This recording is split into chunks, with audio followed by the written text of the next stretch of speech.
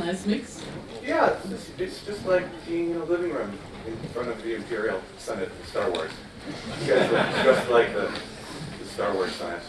I hope this turns out better for us. Yeah, the title of the talk is giving it away a little bit that there's this huge discussion about all the options for licensing have grown so much in the past, diversified away from the traditional licensing that has been perpetual for desktop fonts all the time. We went to subscription models for full catalogs, for individual typefaces. You can rent fonts.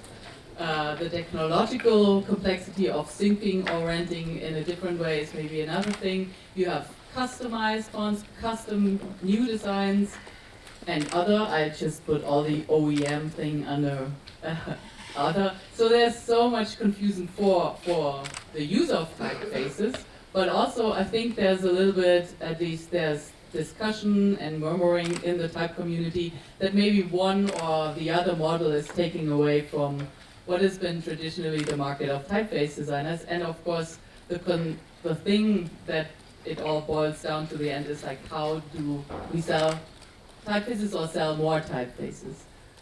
And one theory is maybe that if we just make the market larger and grow the pie larger, so there shouldn't be any taking away from anyone, but just getting more users to buy typefaces that haven't bought typefaces before.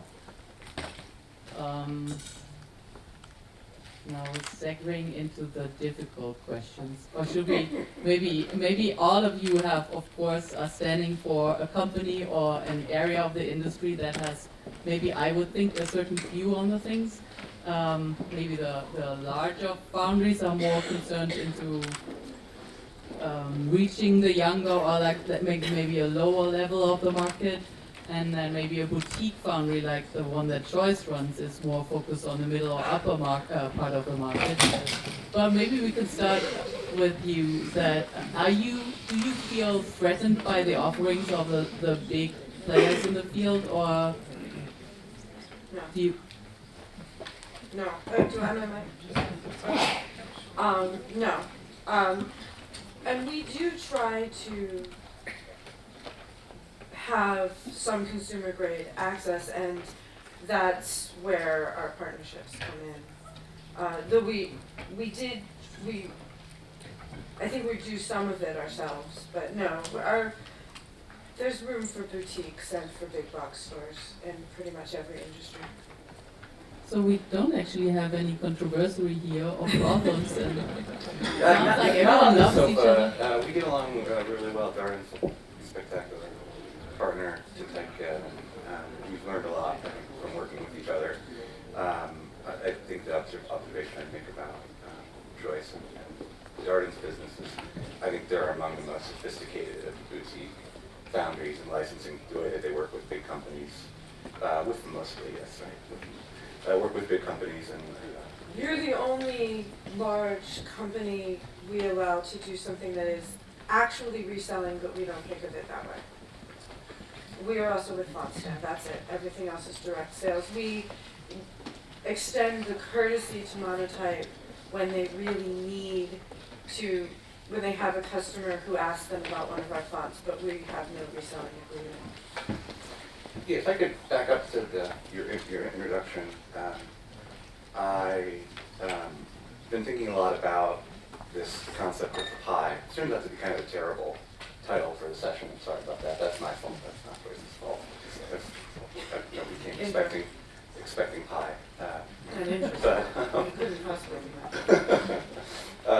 But you know, our experience with TypeCat has been really interesting.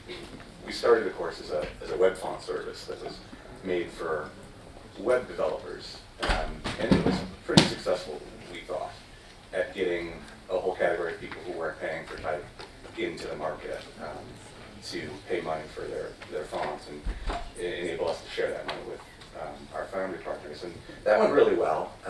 For a few years, we thought it was doing pretty well.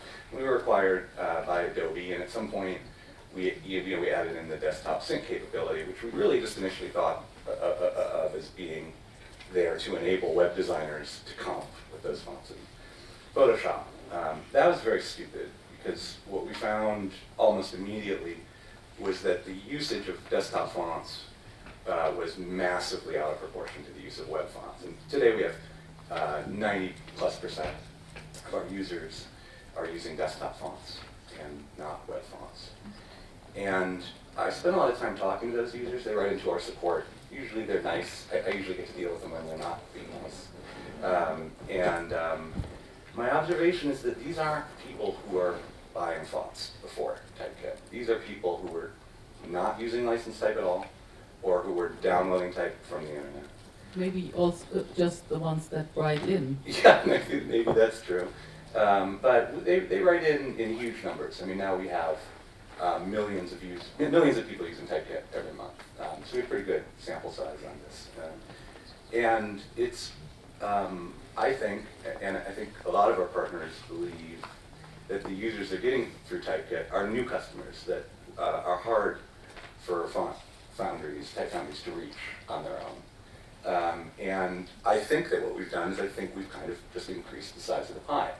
I hear sometimes that those customers are at the expense of type foundry customers, but then we also hear the opposite from our type foundry partners, that they are all selling more type and not less after joining TypeKit.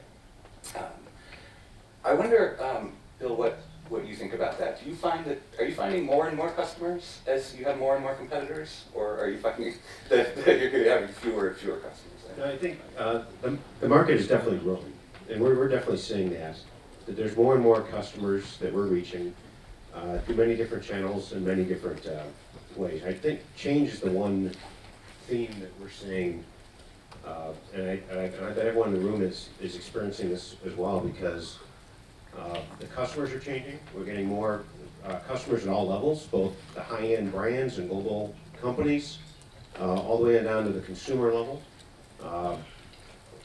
When you think about it, the tools are changing, the workflows are changing, the way people search and discover fonts are changing, the way they buy font licensing are changing, and the way they download and install a font are changing. As you go from a desktop environment to a cloud-based environment, we're going through a period of rapid change right now. And we're seeing it, so we are experiencing growth in the customer volume. And pleasantly, I think part of it is because of the innovation that's happening in this room here, thanks to everybody over the past few years, starting with web fonts and all the work that the people in the room here have done by dedicating a lot of time to develop all the technology around web fonts. We're seeing the benefits there.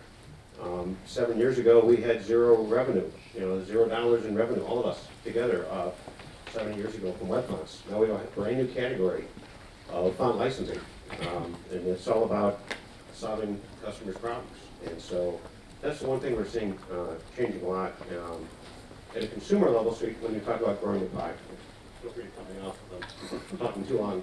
But one of the things we're seeing is personalization is another trend, another theme that we're seeing. Consumers are wanting to personalize things on their mobile phones, for example. Everything from ringtones to changing the font that you use on your phone. Those kind of tools are coming along.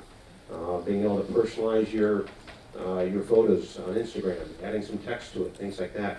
Type is very critical to adding a personality, adding tone in communicating messaging. So it's happening, like I say, at all levels.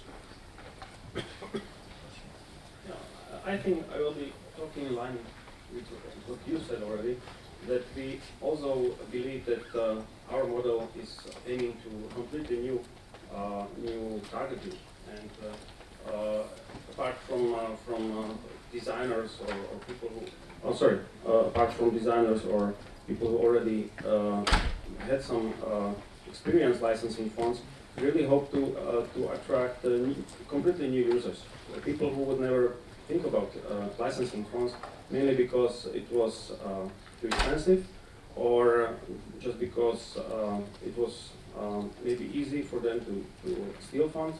But we hope to be easier than that. We hope fonts that can be easier than stealing fonts, and for the price that we are offering, I mean, for the fraction of price of the regular license, to allow people to try or find and test and rent fonts and to attract new customers. And especially, for instance, with students, we really hope that this is a tool that students, design students, can be enjoying and using quite widely. So I agree that there obviously is a new market that we can reach and cover.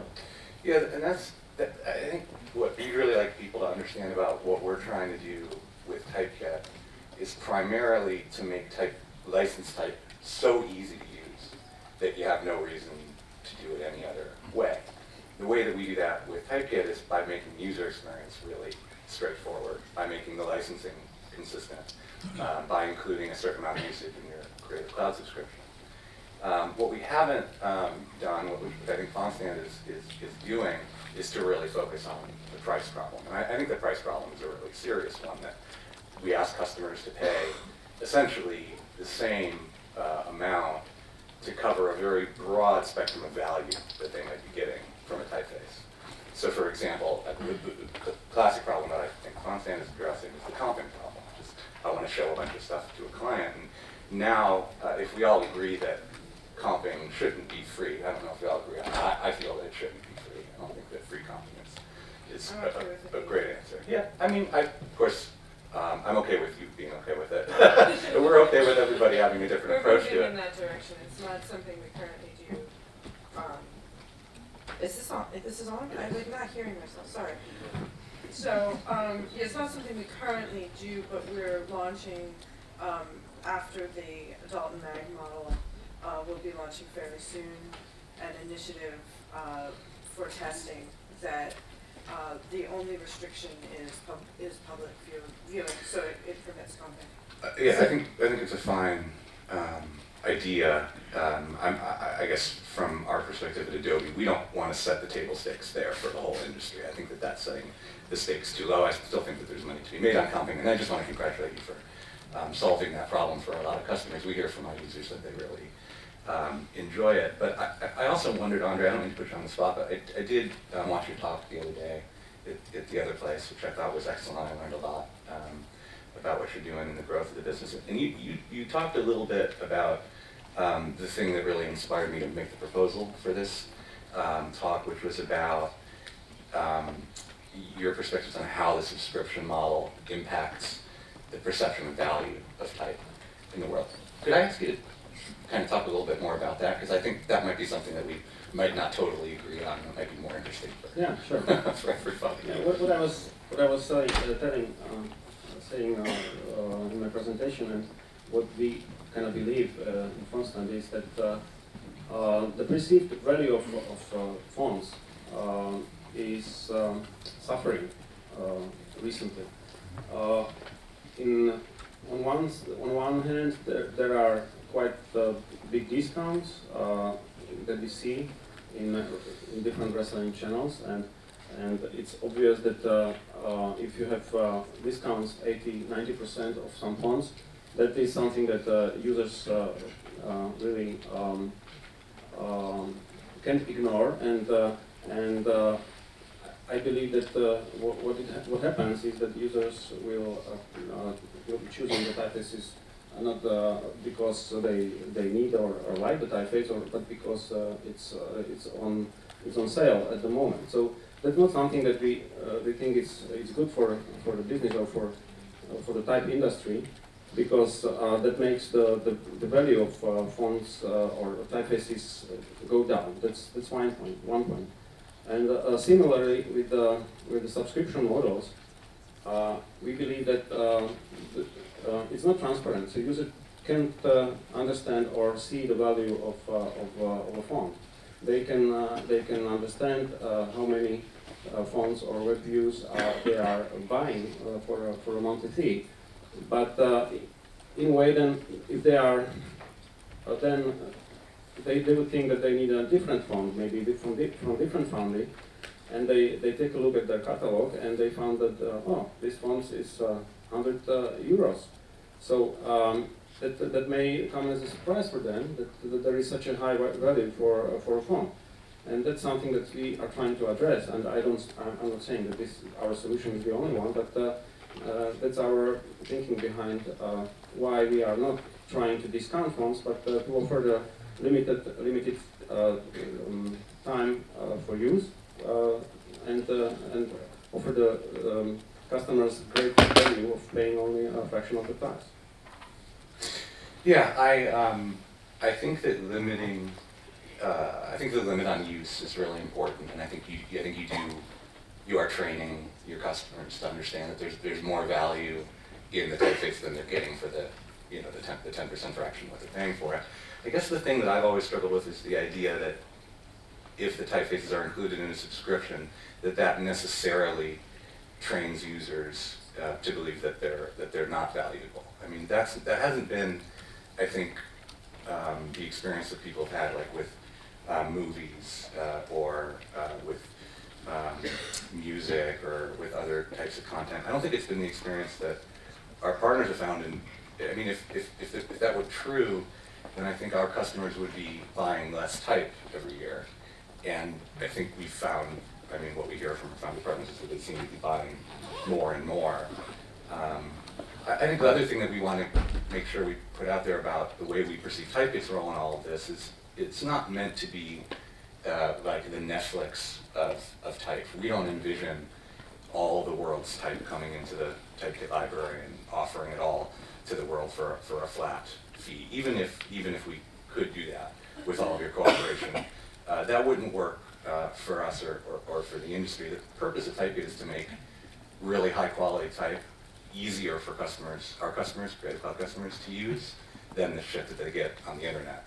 And in order to do that, we want to have a robust selection, which is growing all the time, but it's not meant to be Adobe's entire solution for type in the industry. I always like to remind everybody, we don't have all of Adobe's own type in TypeKit. We've reserved some of it for sale via traditional licensing models through our partner, FontSpring, who couldn't be here, unfortunately, through some other channels. So I should say, because I didn't put a plug-in for FontStand, that Darden Studio, the entire Darden Studio library is also available with FontStand, and I didn't say that, and I should have.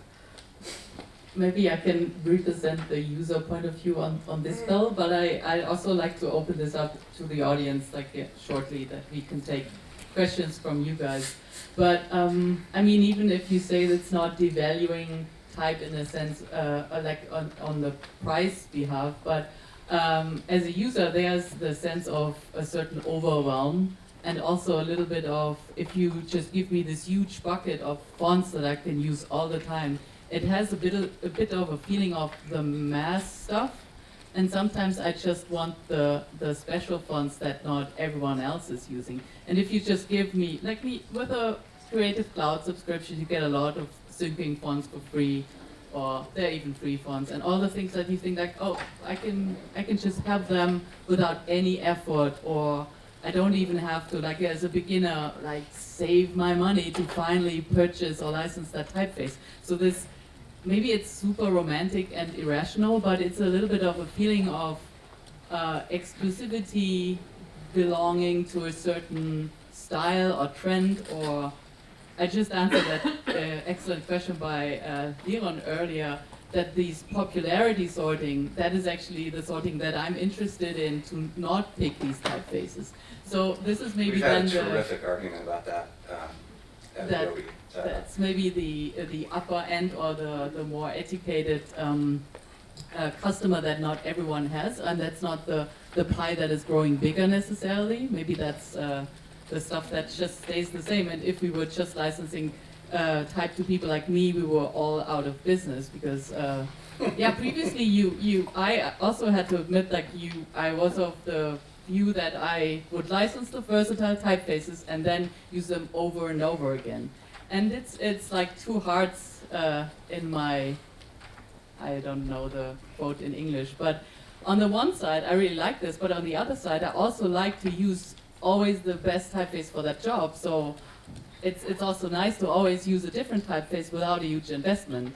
And I think this is especially interesting for get people excited about typefaces and then using them more. And that's growing the pie also, like internally, not in size of users, but that like purchase per user could be made more with that?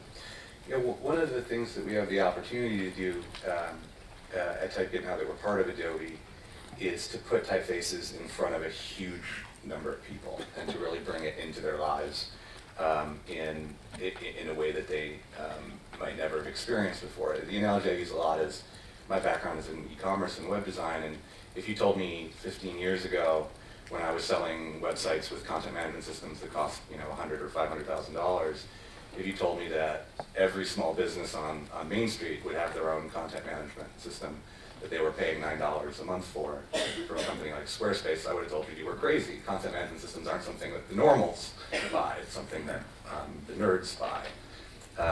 And I think our responsibility at Adobe, the opportunity and our responsibility, is to do that same thing with type. It's to make it for the normals, for people who don't know enough to seek out high-quality commercial typefaces, to make it easier for them to make good choices about type and to do it under a licensing regime that does create value for the industry, that's not completely outside of the chain of value creation that starts with tech designers and runs through foundries and distributors.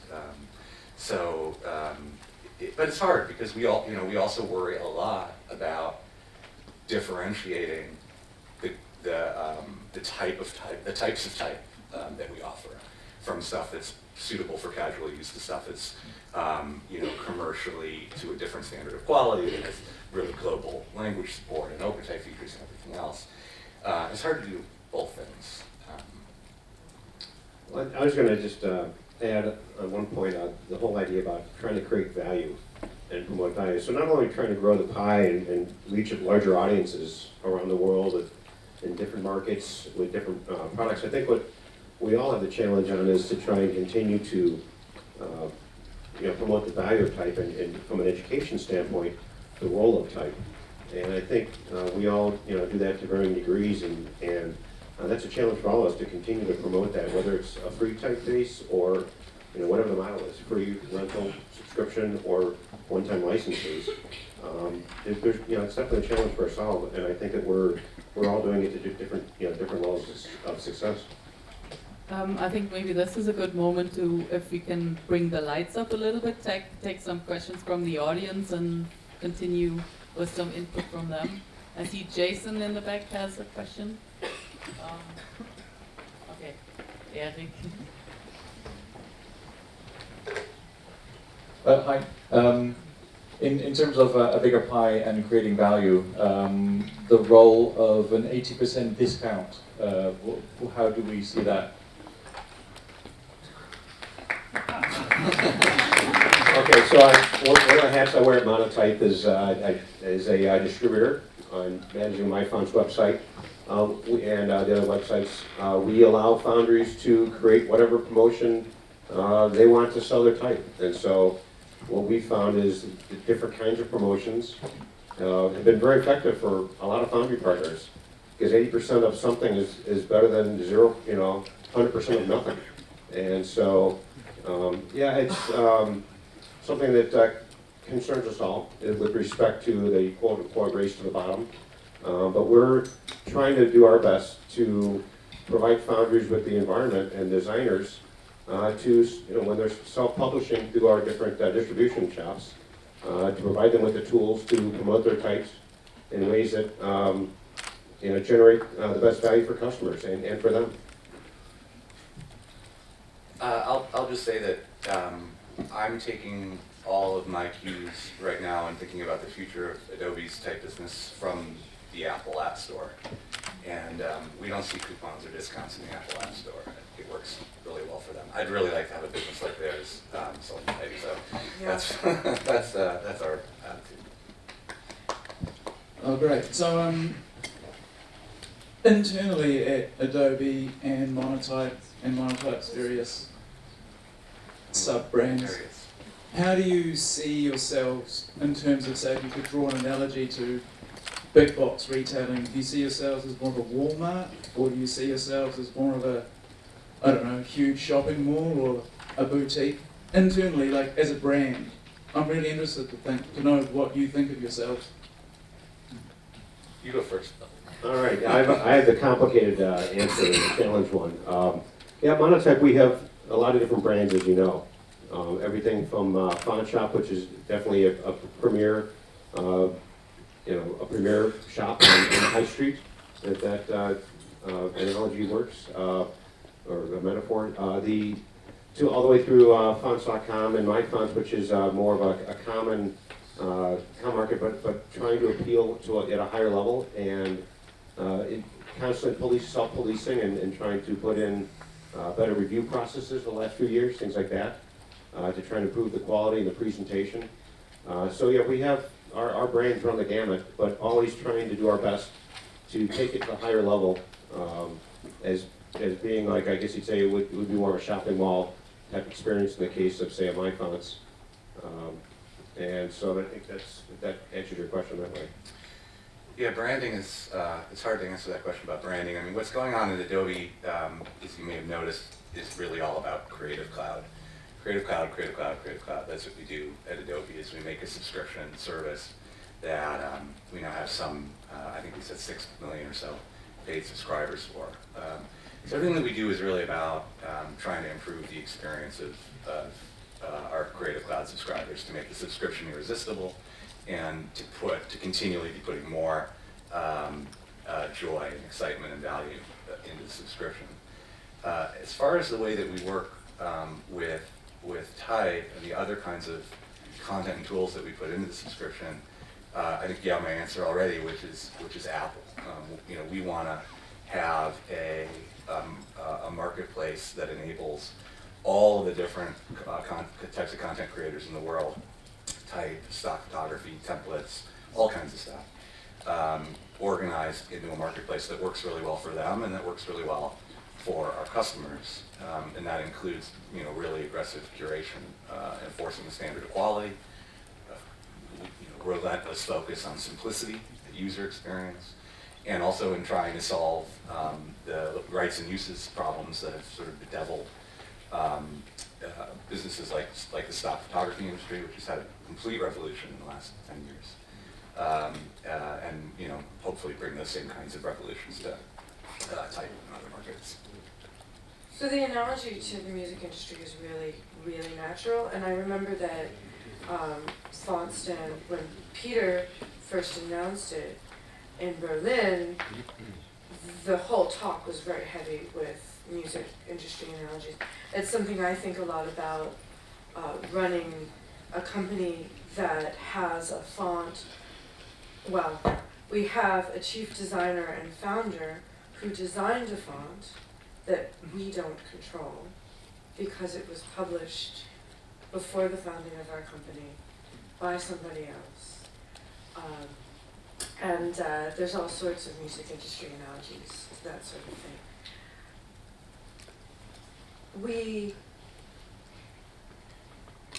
To kind of speak to my role, we often think of ourselves more in terms of fashion than music, actually, because we are always trying to not ruin our brand the way Michael Kors ruined his. And not to name names. And still be accessible at the consumer grade level. And for us, the big thing about that is always a la carte. We were terrified when we first started selling our fonts a la carte, our styles a la carte. We were afraid it was going to cannibalize our business. In fact, we timed it perfectly. It was right as the Great Recession hit. And though we saw a dramatic decrease in the full family sales, we got it on volume, and we saw no decrease whatsoever in the overall income. In fact, we had a year-over-year increase. And the thing that for me is the real struggle when I think about the way our fonts are sold on Typekit, which, by the way, I should say we don't do sync because we were nervous about relinquishing control of the EULA. It's I think I feel like, maybe I'm wrong, but correct me if I'm wrong, the way I read it, I'm not a user of TypeKit, is that the relationship to the styles and the a la carte gets lost a little bit. It's more like a bundle. And that has some user confusion for us when people do convert from TypeKit to coming to us to get something directly. And we've coped, it's fine. But that's where there's a little friction, I think. Maybe next question from Jason. Jason, then me. Okay. No pressure over my shoulder. I guess my question is not so, well, it's not so much a question as I think more of a challenge for all of you, because I think Monotype and FontStand and Adobe are each doing certain things to help increase awareness and understanding about type. I think TypeKit's doing a good job of making it accessible to, as you put it, the normals by a really nice iconographic way of searching, but the discoverability of features, it's coming along in some interfaces, but it's not really there. The awareness of why would you look at one thing or another. If you like this one, you might like these others. These are common things from a technical perspective, and they're ways, they're shopping paradigms that we're familiar with in music, on eBay, on Amazon, but we don't really quite have that for fonts yet, or for understanding type, and that's something that, having had a long relationship with some of you over the years, I've been pushing, and I've mentioned it. I might have brought it up once or twice, and it's frustrating to see that lag behind. And it would just be nice to see a greater deal of help for everyone to understand and find stuff. That's a good one, Jason. Thank you. Yeah, I have. I was going to say that I'm happy to say that we have done a lot of research in these areas, and that's where it's starting to come to fruition now. So both on in my fonts, both with, well, everyone's familiar with the what the font feature for many years, but also the more fonts like this now has totally undergone a whole revolution under the hood. So that's that whole font similarity and font matching capability that we've rolled out now on my fonts, and I forget which of our other sites. So, but we are trying to take that technology and improving discoverability, and it really goes back to type education and giving designers the tools that they need to be able to discover, find, and identify type for their particular project. And so we're trying to do that across all of our sites to improve that experience. Yeah, I was just going to add to that. Challenge accepted. And it is a difficult challenge. There's a new type kit. Have you guys seen the new typekit.com? It's in early access now. You have to opt in to get the new UI. It's kind of our way of doing a beta.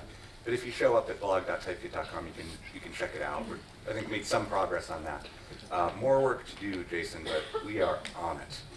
We are on it. I think you're absolutely right.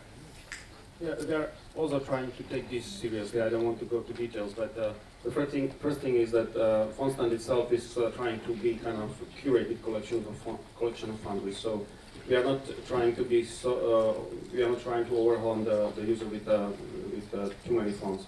We already introduced a filtering system that I think is quite very cool. Thank you. Very cool. Thank you.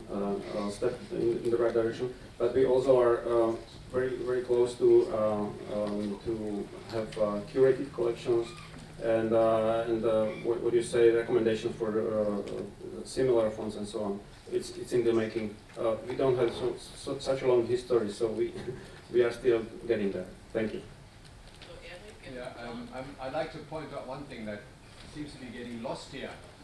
The music industry and the movie industry and Netflix is really bad comparisons. We compare it because they're easily accessible, they have a monthly whatever $9 or 10 euros fee, but other than that, they have nothing to do with us.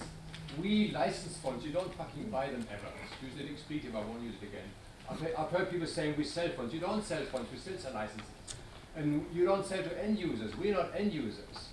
We use fonts to make stuff for other people, which is quite different. So while designers appreciate the value of fonts, we are not actually the end client, the end user. The end user don't care about fonts. I mean, these days, I think if I send a PDF with outlined fonts to a printer, officially the printer might still have to have a license. Of course, nobody does anymore these days.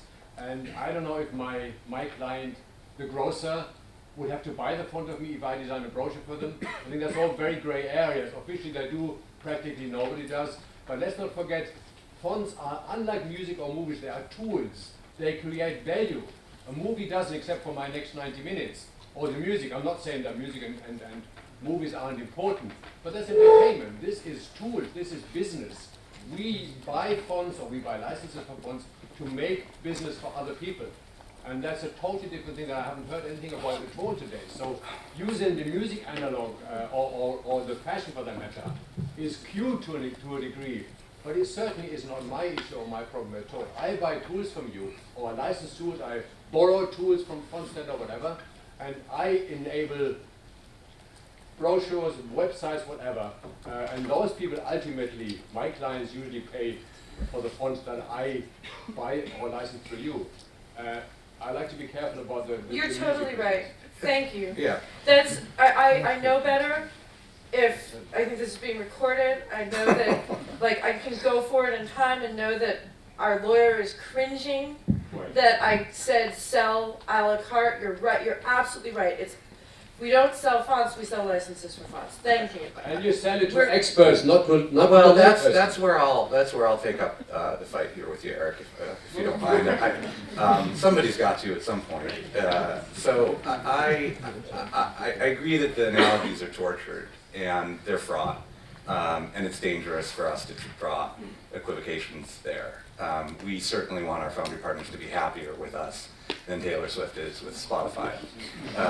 But I disagree that because these are tools, they ought to be thought of in some totally different way. And let me give you an example of where my head is at. No, you didn't. But just to try to help locate where I come down on this metaphor, I think a lot about casual content creators, people who make like a website for their kid's soccer team or a birthday party invitation for their kid or something like that. Everybody in this room routinely licenses type to do that. Nobody outside of this room licenses type for those applications. And I think they will in the future. I think that people will license type for their own enjoyment, for their own pleasure, in the creation of stuff for their own leisure as a luxury experience, the same way that people create websites on Squarespace for their hobbies or for a side project or for a school project. Those people pay money for those services on Squarespace, and that is when I think about growing the pie, that's the part of the pie that I'm most excited about. I think the other analogy that I talk about a lot is the market for productivity tools and computer software, what we used to call computer software, we now call them apps.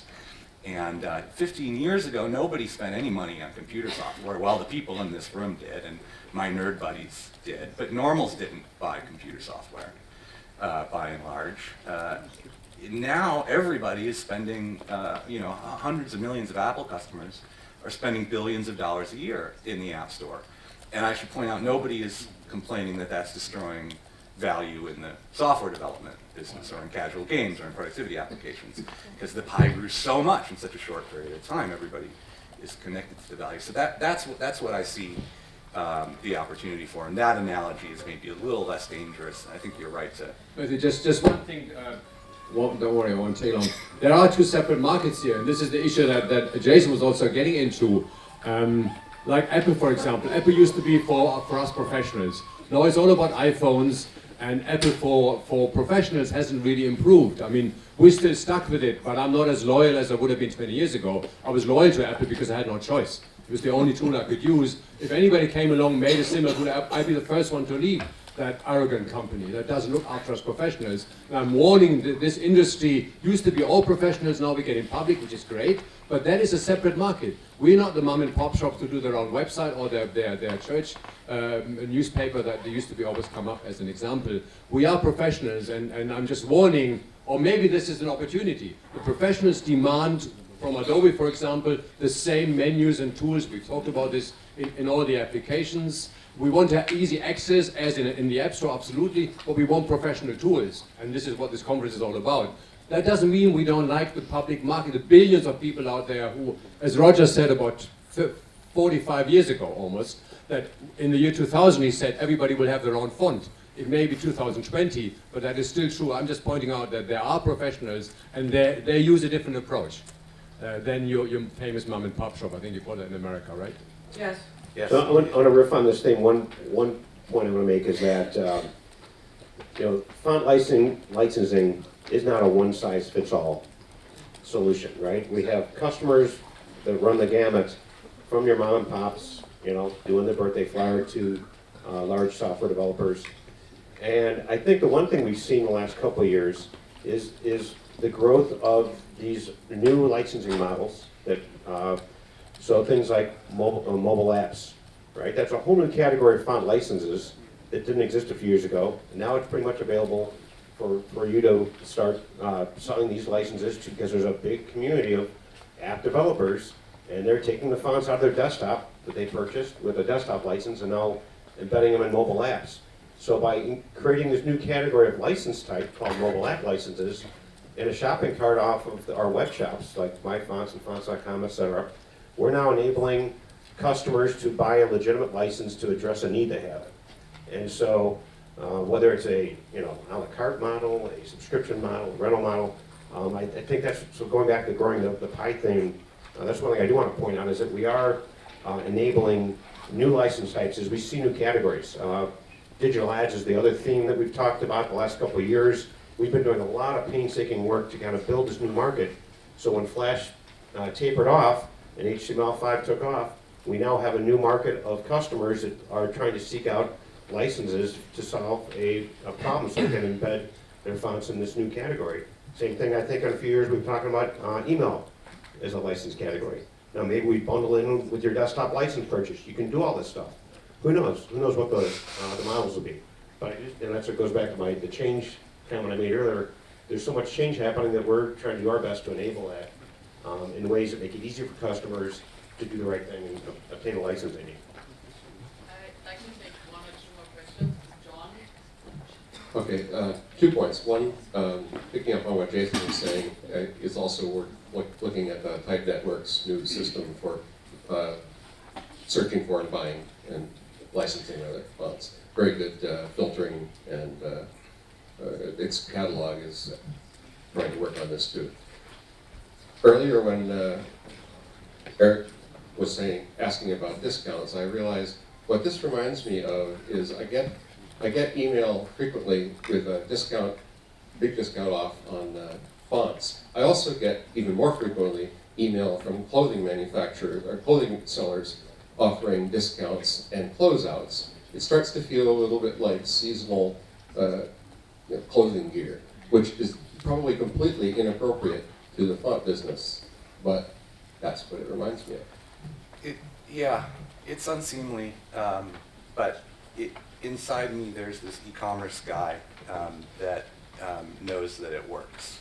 And it's not something that we've faced at Adobe. We don't currently retail type. We actually don't currently retail anything for perpetual license. So, but it's something that we are going to have to face eventually, and it's challenging because we know, first of all, that merchandisers want to merchandise and they want to promote their stuff, and second of all, the science is in on this stuff, and unfortunately, it works even if it's bad for you. So it's a tough one. Last question from the audience. Or any more warnings or challenges? I saw one more over there. One more, Jason. No? Peter? Yeah. So, Kratky, you talked about wanting to grow the pie, particularly among the normals, so to speak. How do you So how do you think about how to educate in appropriate usage of type, or good choices in type? It's a great question, and there's two sides to that. I think one is encouraging people to make good choices, and the other is about rights and uses. Encouraging people to make good choices is, I think, an obligation that Adobe has to our customers and to the design industry to preserve and advance the state of the art. And I think we have sometimes done well with this, and sometimes we've done quite poorly. Eve Peters and his colleagues, including Mr. Speakerman, have been very generous in joining up with something called the Adobe Typography Advisory Board, sorry, it's an important distinction, to try to help us on the TypeKit team evangelize for and influence better typographic tools across all the Creative Cloud line. And we've had some limited progress on that, which we do owe, I think, in measure to that group and to the industry.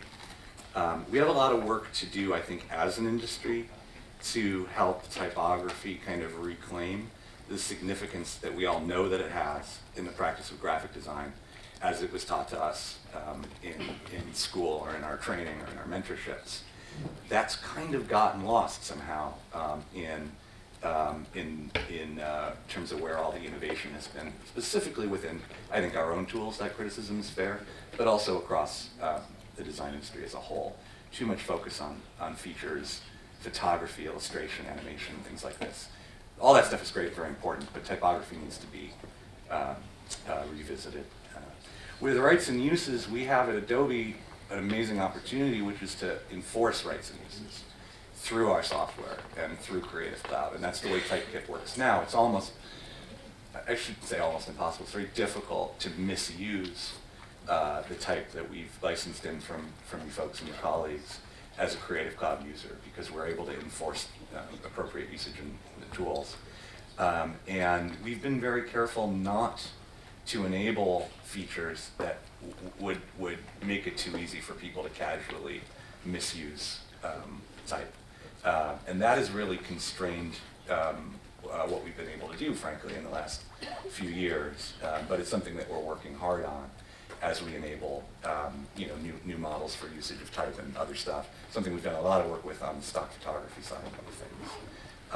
So I think that in the long term, if we can make it so that the permitted rights and uses are very easy, and the not permitted rights and uses require additional payment, lawyers, and negotiation, we'll be very happy to walk those customers back to the type founders to buy their own licenses from them to cover whatever's not covered in the basic set of rights that we put into the product. So I realize I asked my question in an ambiguous way, and you addressed one of the meetings, and obviously that was, that's an important topic. I was thinking more along the right font for the particular. Yeah. Oh, I understood you in that way, and maybe that's a good way to end this I also. understood Matthew to answer that. He said that that's definitely something that Adobe, as a design-conscious company, has a responsibility to do. Yeah, what I say a lot at the office is, we gotta fix the fucking font menu. I mean, look at that thing. If you want to find one part of our whole universe that is the most anachronistic, it's that font menu. And that's where I think ultimately this road goes. We're doing a lot of work on typekit.com with this, but it could be a lot better. So that's where I think we're headed, to the font menu eventually. I also have to speak to one of my industries, the educators, that we could do much better also in getting students excited about choosing typefaces, or maybe have 1 or 20 assignments to choose typefaces, to just practice it more, or give them tips for the variety of places where people can license, try, find, look at typefaces, learn about typefaces. There was a whole generation that was educated on the premise of, you have to learn how to typeset even with the shittiest font, and have all these exercises with just Univer or whatever. But I think it's also on the educators to show how interesting and enriching it can be to pick the right typeface for a specific job, and that should definitely have more room in many classrooms. But I should have said blame the educators. That's what I meant well, to say. blame also the font menu and the general UI, but I think this is not, it's not just about not alphabetically ordering the fonts anymore. Right. You have to also learn where to even look at the glyphs that you want to pick something. But maybe this was a good start for more conversations over coffee now. We have a coffee break and you can find any of these guys or talk among yourselves more about that topic and anything else that is on your mind. And we see you here again at 4:30 for the last round of talks. Thank you.